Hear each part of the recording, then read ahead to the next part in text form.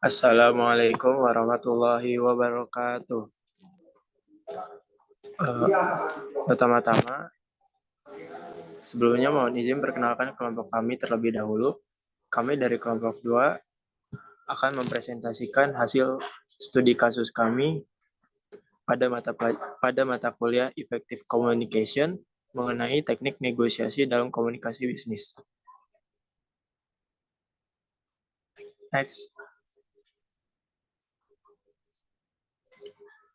Lalu berikutnya merupakan kelompok kami. Yang pertama ada Aisyah Divayanti, kedua ada Alia Wardah, ketiga ada saya Muhammad Isanuddin, keempat ada Muhammad Nabil Arkom, dan yang terakhir ada Muhammad Mirza.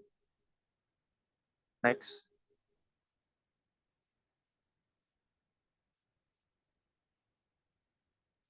Jadi di sini kami akan mempresentasikan hasil diskusi studi kasus yang telah diberikan oleh Ibu Friska. Berikut ini akan saya bacakan case yang diberikan. Jadi kami ini merupakan tim event organizer yang akan bergerak di bidang pelaksanaan event company, khususnya di bidang event marketing. Pada tanggal 21 Agustus 2023, tim kami diminta oleh perusahaan asuransi jiwa Livia yang ingin melaksanakan event untuk meraih brand awareness dengan target pasar Gen Y dan Gen Z. Asuransi jiwa Livia ini merupakan asuransi jiwa nasional yang menargetkan anak muda sebagai target pasarnya. Klien meminta untuk melaksanakan event tersebut pada tanggal 21 Agustus 2023 dengan konsep sebagai berikut. Pertama, tujuan event ini dilaksanakan adalah untuk meningkatkan brand awareness tentang asuransi jiwa kepada anak muda dengan mengundang beberapa artis yang sekiranya dapat menyampaikan pesan tersebut. Kemudian poin yang kedua, dapat beberapa tinen terkait produk asuransi jiwa yang berfungsi untuk mengenalkan dan memasarkan produk di dalam event tersebut. Kemudian ketentuan berikutnya, kegiatan ini harus dilaksanakan pada tanggal 21 Agustus 2023 karena katanya bertepatan dengan ulang tahun dan launching brand Livia. Dan yang terakhir, kegiatan ini dilakukan di Parkir Timur Senayan di GBK. Kemudian, setelah kami melakukan diskusi dan bernegosiasi, lalu menghasilkan deal dan melakukan observasi, tim IO kami memperoleh masalah, di mana lokasi tersebut juga sudah di-booking oleh Kemenparekraf untuk event launching produk UMKM nasional tahun 2023 di tanggal dan jam yang sama. Next.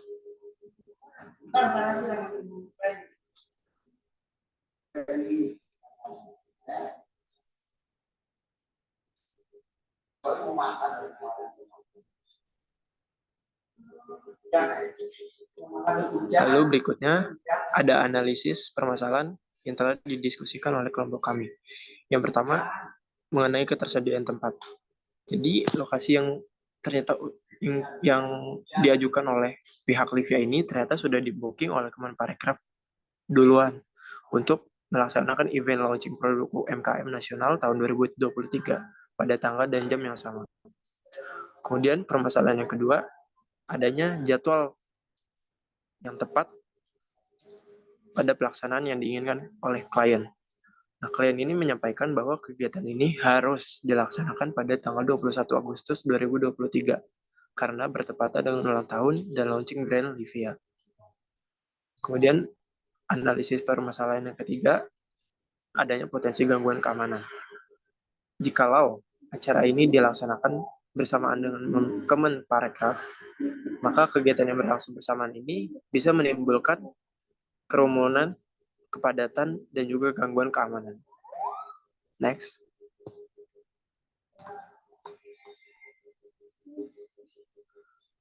Lalu berikutnya merupakan solusi yang telah kami diskusikan oleh kelompok kami sendiri. Yang pertama akan disampaikan oleh rekan saya. Selanjutnya, saya akan membahas mengenai solusi yang telah tim IO kami diskusi gitu. Yang pertama, menggunakan lokasi secara bersamaan, mencoba berdiskusi bersama pihak Kemenparekraf dengan pengelola GBK untuk menanyakan seberapa besar pemakaian lokasinya. Lalu, jika masih terdapat ruang yang cukup luas untuk acara yang akan diselenggarakan oleh pihak klien, maka kami akan mencoba melakukan negosiasi dengan pihak pengelola GBK perihal apakah diizinkan jika menggunakan lokasi secara bersamaan untuk dua acara yang berbeda. Lalu, jika salah satu dari mereka, yaitu pihak Kemenparekraf, mengizinkan dan juga pengelola GBK setuju, maka kami akan tidak setuju dan juga tidak mengizinkan, kami akan melakukan rencana berikutnya. Tapi jika diizinkan dan disetujui, kami akan langsung menghubungi klien, yaitu pihak Livia, untuk menjelaskan kondisi yang terjadi di lapangan. Jika klien setuju untuk menggunakan lokasi yang sama, maka kami akan lanjut membuat kesepakatan dengan semua pihak yang terlibat, terutama kesepakatan mengenai masalah keamanan dan kenyamanan bersama.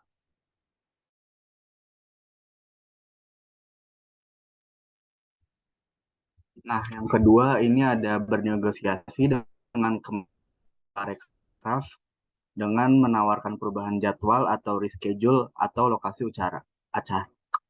Yang pertama, bernegosiasi dengan pihak Kemenparekraf untuk mencari jalan keluar bersama untuk menghindari konflik. Di sini kami menawarkan opsi bernegosiasi untuk merelokasi atau mengubah jadwal acara, namun jika pihak GBK mengizinkan, baru kita melakukan perubahan jadwal. Yang kedua, jika pihak Kemenparekraf bersedia mengubah jadwal atau lokasi dan diperbolehkan pihak GBK dengan ketentuan yang disepakati bersama, kami akan menghubungi klien untuk melanjutkan rencana sesuai yang telah disepakati sebelumnya.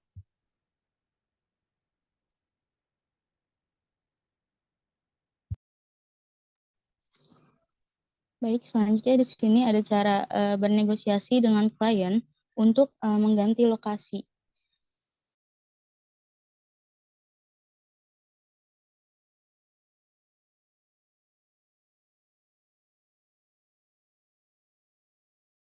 Beberapa hal. Yang pertama itu kita akan menjelaskan kondisi yang terjadi serta mencari detail informasi alternatif lokasi di kawasan GBK dan tempat terdekat yang sesuai ataupun tidak jauh berbeda dari kriteria yang dibutuhkan oleh klien.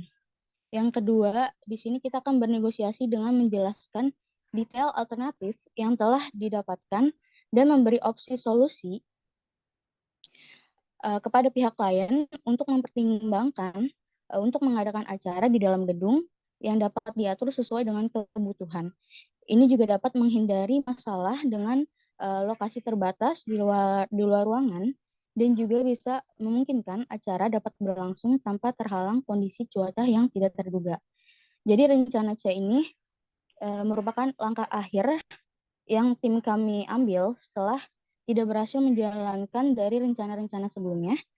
Kemudian setelah kami bernegosiasi kembali dengan klien dan mereka menerima penawaran, kami langsung melanjutkan rencana sesuai konsep yang telah tim kami persiapkan.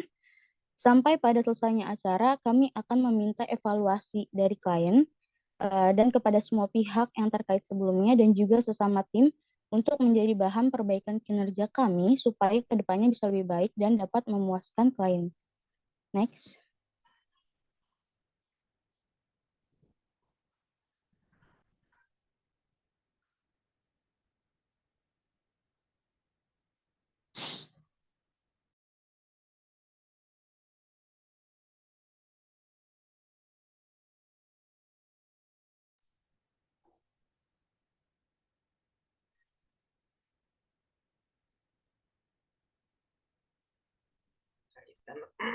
Kaitan analisis kami dengan teknik negosiasi.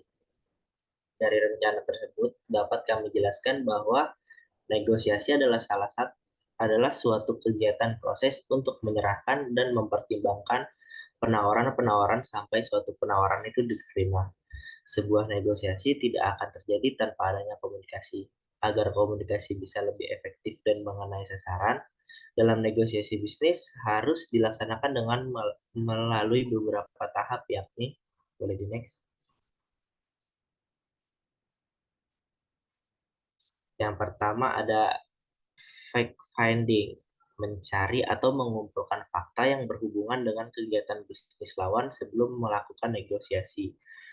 Ini sudah sesuai dengan semua rencana yang kami buat sebelumnya, seperti tentang pencarian informasi terkait lokasi alternatif di kawasan GBK dan lain-lain.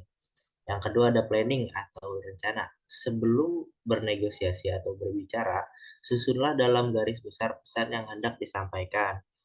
Rencana kami juga sudah sejalan dengan poin ini, yaitu membuat rencana dengan konsep yang matang dan menentukan titik permasalahan yang akan dinegosiasikan agar event dapat berjalan sesuai dengan rencana. Yang ketiga ada penyampaian. Lakukan negosiasi atau sampaikan pesan dalam bahasa lawan atau penerima. Pilihlah kata-kata yang mencerminkan citra yang spesifik dan nyata dan hindari timbulnya makna ganda terhadap kata yang disampaikan. Kami sudah melakukan teknik ini seperti negosiasi yang kami lakukan bersama klien, pihak Kemenparekraf, dan pengelola GBK. Yang keempat ada umpan balik. Negosiator harus memahami bahasa tubuh pihak lawan atau yang bisa kita lakukan angguk-angguk atau geleng-geleng dan lain-lain, dan dengarkan baik-baik reaksi lawan bicara. Selain itu, kita juga harus dapat memahami perkataan lawan bicara untuk dapat merespons atau memberikan umpan balik. Yang kelima ada evaluasi. Perlu untuk menilai apakah tujuan berkomunikasi, negosiasi sudah tercapai, apakah perlu diadakan lagi, atau perlu menggunakan cara-cara untuk mencapai hasil yang lebih baik. Ini pun sudah kami lakukan setelah acara selesai untuk menjadi bahan perbaikan kinerja. Boleh di next.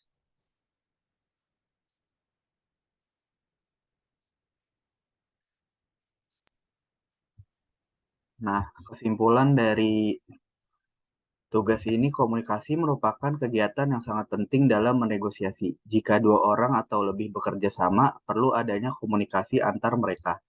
Makin baik komunikasi, makin baik pula kemungkinan kerjasama mereka. Komunikasi yang efektif menuntut rasa saling menghormati, percaya, terbuka, dan tanggung jawab. Lalu dengan adanya komunikasi yang baik juga dapat membangun relasi baru dengan orang dan perusahaan lain.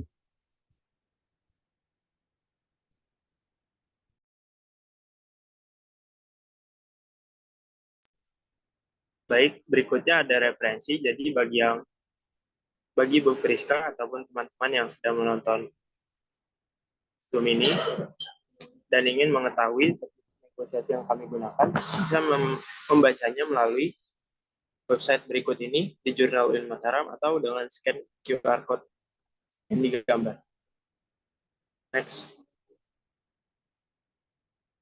Baik, sekiranya cukup sekian presentasi dari kelompok kami. Jika ada kurangnya mohon dimaafkan.